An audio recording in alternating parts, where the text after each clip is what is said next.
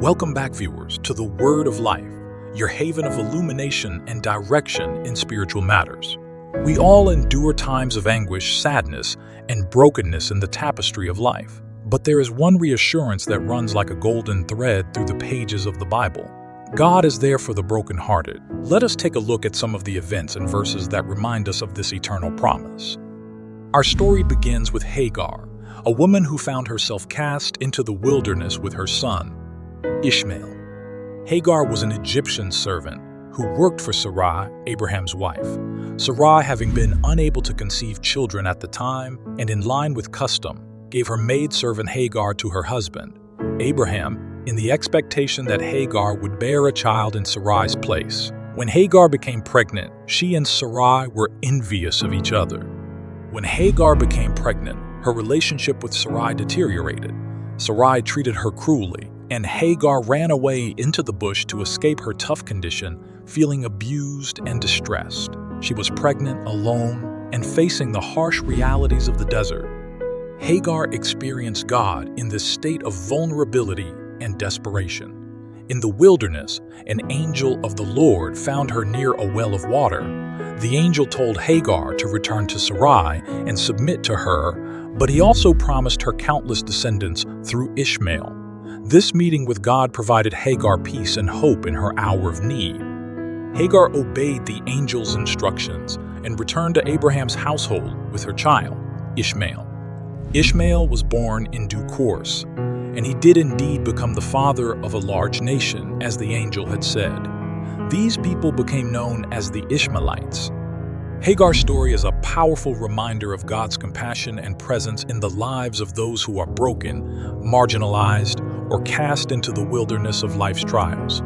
Even in the midst of despair, God saw her, heard her cries, and provided for her needs. Hagar's story is a testament to God's faithfulness and the promise that He is there for the brokenhearted. It shows that, like Hagar, we can find solace and hope in God's presence even in the most challenging circumstances. Alone, with no hope, Hagar wept, but God heard her cries. Genesis 16 verse 13 states, "So she called the name of the Lord who spoke to her. You are a God of seeing, for she said, Truly here I have seen him who looks after me." Joseph was one of Jacob's 12 sons and was known as his father's favorite. His father gave him a colorful coat, which made his brothers envious. Their envy and resentment developed to the point that they plotted Joseph's demise. Joseph's brothers, driven by jealousy, decided to sell him into slavery. They took his coat of many colors, dipped it in animal blood, and showed it to their father, making him believe that Joseph had been killed by a wild animal. Joseph was then taken to Egypt, where he became a slave. Joseph's journey in Egypt was marked by trials and hardships. He was sold into slavery to Potiphar, an Egyptian official. Despite his servitude, Joseph's integrity, diligence, and wisdom shone through, and he was entrusted with the management of Potiphar's household.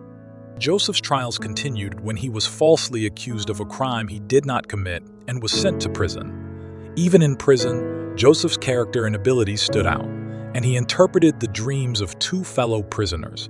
One of these prisoners was released and restored to his position. The turning point in Joseph's life came when he was called upon to interpret Pharaoh's troubling dreams, which predicted a severe famine. Impressed by Joseph's wisdom, Pharaoh appointed him as the second in command of Egypt, giving him authority over the entire land. This position allowed Joseph to prepare Egypt for the impending famine, ultimately saving both the Egyptian people and his own family. Joseph's story serves as a powerful example of how faith, integrity, and God's guidance can lead to triumph in the face of adversity. While in Egypt, Joseph endured numerous trials and hardships, but God was with him and he rose from the pit to a position of great authority. Genesis 50 verse 20 says, "As for you, you meant evil against me, but God meant it for good, to bring it about that many people should be kept alive, as they are today." A man had two sons, the younger of whom asked his father for his share of the inheritance, essentially wishing his father were dead. The father, although hurt, divided his property between his two sons, and the younger son set off to a distant country.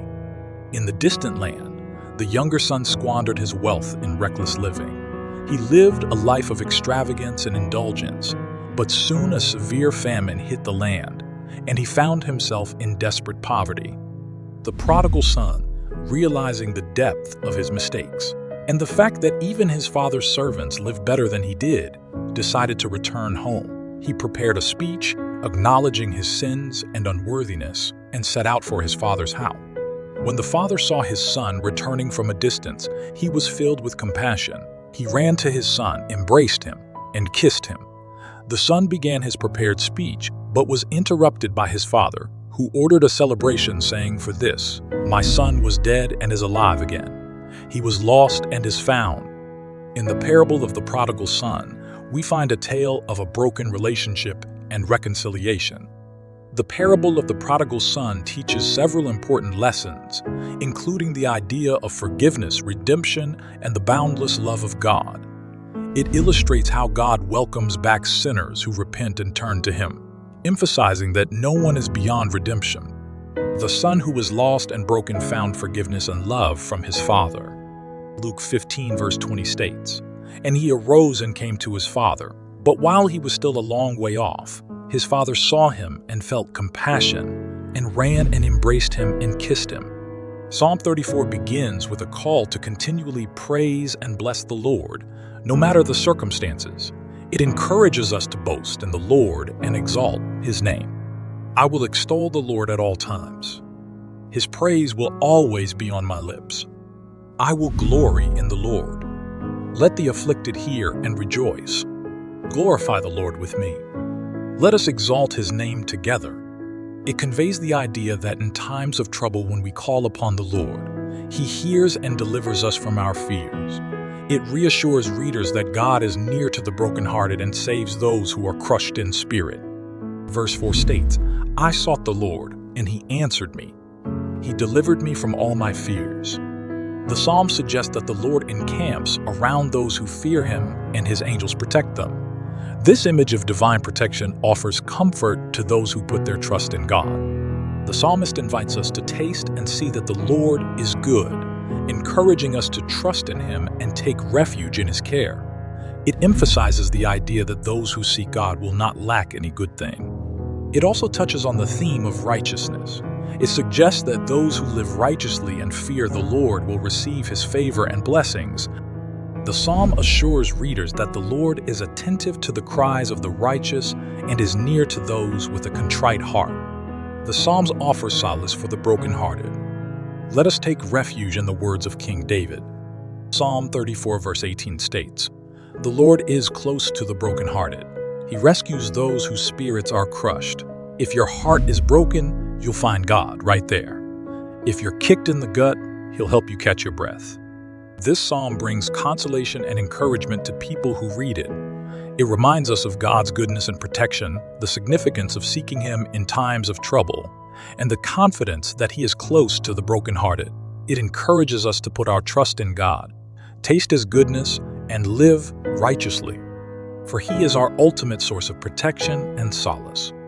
This is a reminder that God is not only present with us, but near to the pain we feel, near to the loss we can't fill, near to the needs we have and can't yet express. For the brokenhearted, God gives closeness. Through the ages, in stories and verses, we see a God who cares for the broken heart. In moments of despair and anguish, remember these words: "The Lord is near to the brokenhearted." May these stories and verses bring you comfort, for God is there for the broken of heart.